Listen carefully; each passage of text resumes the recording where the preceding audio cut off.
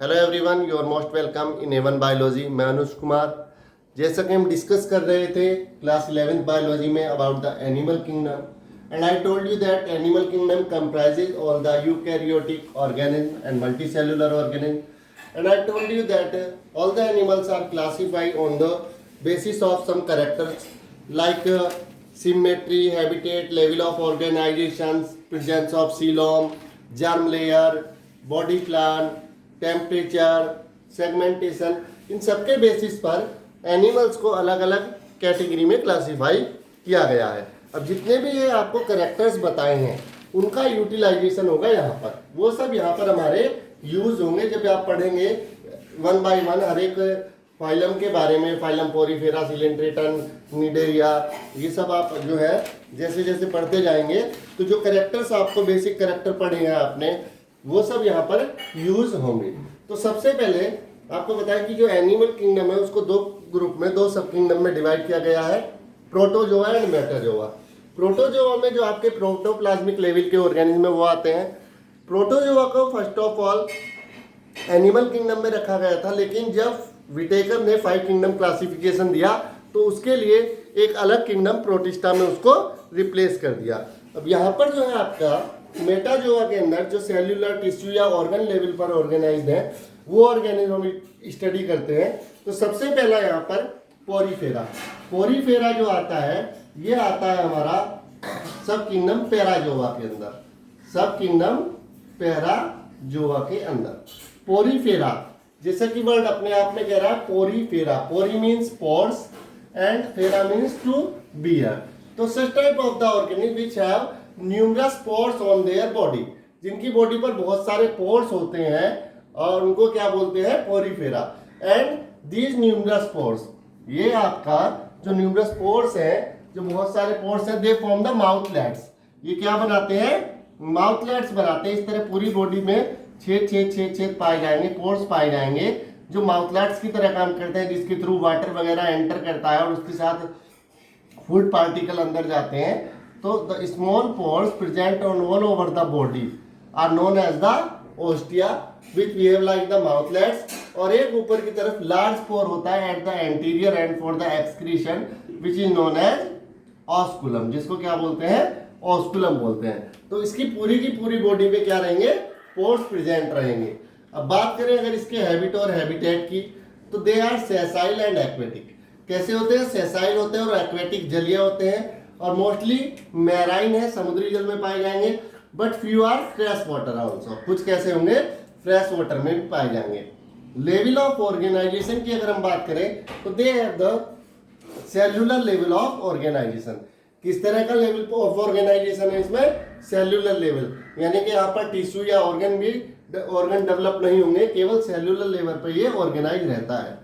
Germ layer आपको बताया था कि there are 3 type of the germ layer, ectoderm, mesoderm and endoderm, लेकिन यहाँ पर कोई भी जर्म लेयर नहीं है। सीलोम की अगर हम बात करें, बॉडी कैविटी की अगर हम बात करें, तो ये एसिलोमेट है। कैसे है, एसिलोमेट है, क्योंकि जब इसके अंदर जर्म लेयर्स ही नहीं है तो सीलोम बनने का कोई सवाल ही नहीं उठता।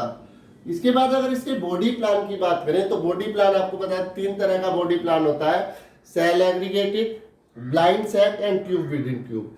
सेल एग्रीगेटेड मतलब जहां पर आपका पूरा ऑर्गेनिज्म सेल से बना हुआ है, such type of the body organism known as the cell aggregated, यानी कि there is the lack of any tissue और एनी ऑर्गन। ब्लाइंड सैक में क्या होता है कि जो आपका सेल है वो टिश्यू बना लेंगी और वहां पर सिंगल ओपनिंग होगी। There are single opening in the body for injection and ejection, यानी कि खाना खाने के लिए भी और वेस्ट मटेरियल को बाहर निकालने के लिए जहां पर सिंगल ओपनिंग होती है वो होता है आपका क्या, ब्लाइंड सैक बॉडी प्लान। और एक होता है tube within tube body plan, जहां पर आपका ऑर्गन सिस्टम होता है, प्रॉपर डाइजेस्टिव सिस्टम कैनाल जो है प्रेजेंट होगी, एक माउथ होगा और एनस होगी, यानी कि एक एंड से खाना जाएगा अंदर और दूसरी तरफ से बाहर निकलेगा। इसमें जो बॉडी प्लान है वो कैसा है, body plan is cellular aggregation, cellular aggregation का बॉडी प्लान पाया जाता है। सिमेट्री की अब बात करें तो सिमेट्री आपको बताया था कि the organism can divided into 2 equal halves, तो उसको क्या बोलते हैं, सिमेट्री बोलते हैं। मोस्टली इसमें कैसे एसिमेट्रिकल है, means they cannot be divided into 2 equal parts from any plane। इनको किसी भी प्लेन से आप दो पार्ट में इक्वली डिवाइड नहीं कर सकते, तो ये क्या है, एसिमेट्रिकल है। But some have the radial symmetry. Radial symmetry means आप अगर किसी भी एंगल से उसको दो इक्वल हाफ में काटोगे then they can be divided into two equal parts, और इसमें कोई भी सेगमेंटेशन नहीं है, कोई भी अपेंडेजेस इसमें नहीं पाए जाते हैं, बॉडी के अंदर सेगमेंट एब्सेंट है। और नोटोकॉर्ड जो होती है वो भी इसके अंदर नहीं पाई जाती है। तो नोटोकॉर्ड जो है एनिमल्स के अंदर, जिनके अंदर नोटोकॉर्ड नहीं होगी वो क्या कहलाएंगे आपके, वो आपका जो है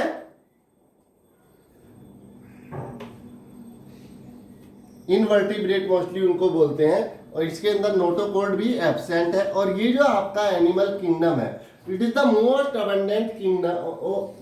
फाइलम पोरीफेरा जो है, phylum Porifera is the most abundant phylum, सबसे पुराना फाइलम और सबसे ज्यादा ऑर्गेनिज्म इसके अंदर पाए जाते हैं। लेकिन इजी है इसको बहुत ही याद करना, क्योंकि देखो एसिलोमेट है, इसके अंदर ना ही तो सेगमेंटेशन आपको पढ़ना, ना ही जो है नोटोकॉर्ड भी एब्सेंट है, और सेलुलर लेवल का ऑर्गेनाइजेशन है, कोई जर्म लेयर भी नहीं है, तो इनको याद करना बहुत इजी है। और बात करें हम इसके अगर फिजियोलॉजी की, ये तो आउटर कैरेक्टर्स हुए, फिजियोलॉजी की अगर हम बात करें तो इसका डाइजेस्टिव सिस्टम भी एब्सेंट है, इसके अंदर प्रॉपर डाइजेस्टिव सिस्टम नहीं होगा। डाइजेशन जो होगा वो इंट्रासेल्युलर सेल के अंदर ही होता है। इसके अंदर रेस्पिरेटरी सिस्टम भी एब्सेंट है, एक्सक्रीटरी सिस्टम भी इसके अंदर नहीं पाया जाता है, and as well as it don't have the nervous system. Nervous system भी इसके अंदर नहीं है।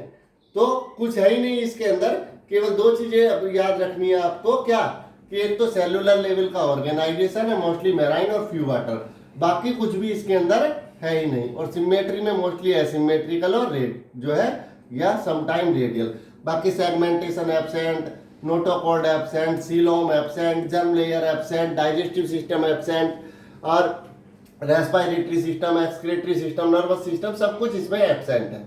और अगर हम बात करते हैं रिप्रोडक्शन की, तो रिप्रोडक्शन में sexes are not separated, means male और फीमेल इसमें अलग अलग नहीं होते हैं। तो ये कैसे है, हर्माफ्रोडाइट है, जिनके अंदर मेल और फीमेल ऑर्गन सेपरेट नहीं होंगे वो हर्माफ्रोडाइट कहलाते हैं, या इन्हीं को बाइसेक्सुअल या मोनोसियस भी बोलते हैं। और रिप्रोडक्शन में सेक्सुअल और एसेक्सुअल दोनों तरह से ही होता है, और एसेक्सुअल रिप्रोडक्शन यहाँ पर फ्रेगमेंटेशन के द्वारा या बडिंग के द्वारा होता है।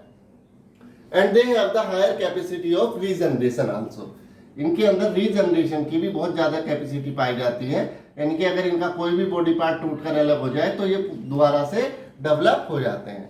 और इनकी जो बॉडी वॉल है, इनकी जो बॉडी वॉल है तो वो दो लेयर उसके अंदर पाई जाएंगी। आउटर लेयर को बोलते हैं एपिडर्मिस या पिनेकोडर्म, और इनर लेयर को बोलते हैं कोइनोडर्म, और इनके बीच में एक जिलेटिनस मैट्रिक्स भरा रहता है which is known as the mesenchyma और मेसोफिल, जिसके द्वारा इसका स्केलेटल सिस्टम जो है, क्योंकि इसका जो स्केलेटन है आउटर स्केलेटन वो आपका कैल्सीरेशियस या सिलिसेरियस होता है, और वो कैल्शियम या सिलिका जो है this is produce by the mesenchyma cell. बाकी ये हायर क्लासेस में जब जाएंगे तो इनका बहुत सारा डिटेल में आपको पढ़ना पड़ेगा कि कौन कौन सी सेल है, आर्कियोसाइट है, और आपका जो है थीसोसाइट है, कौन सी सेल में डाइजेशन हो रहा है और कौन सी सेल में फूड स्टोर हो रहा है, स्केलेरोब्लास्ट, वो सब आगे की बातें हैं। लेकिन एनसीईआरटी में जो दिया है 11th क्लास में ये इतना ही सफिशिएंट है, और इसकी लगभग 5000 स्पेसीज हैं।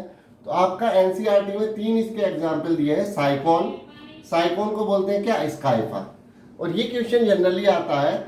यू स्पंजिया को बोलते हैं कॉमन बाथ स्पंज, तो ये क्वेश्चन आपका कॉम्पिटिटिव एग्जाम में भी और एनसीईआरटी की दृष्टि से भी बहुत महत्वपूर्ण है कि आपको एग्जाम्पल दे देगा कि which is the common bath sponge. तो कॉमन बाथ स्पंज कौन सा है, यू स्पंजिया, और फ्रेश वाटर स्पंज आपका स्पॉन्जिला। तो इन दोनों में अक्सर कंफ्यूजन रहता है, कॉमन बाथ स्पंज को सिलेजिनेला लिख देते हैं और फ्रेश वाटर को जो है कई बार यू स्पंजिया लिख देते हैं। तो ध्यान रखना है कि यू स्पंजिया जो है वो कॉमन बाथ स्पंज है, और स्पंजिला जो है वो फ्रेश वाटर स्पंज है।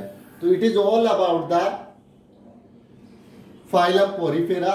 ये सारा का सारा आपको एनसीईआरटी बेस मैंने बताया है, एनसीईआरटी में जो दिया हुआ है, क्योंकि एनसीईआरटी को आपको छोड़ना नहीं है, एनसीईआरटी बेस है।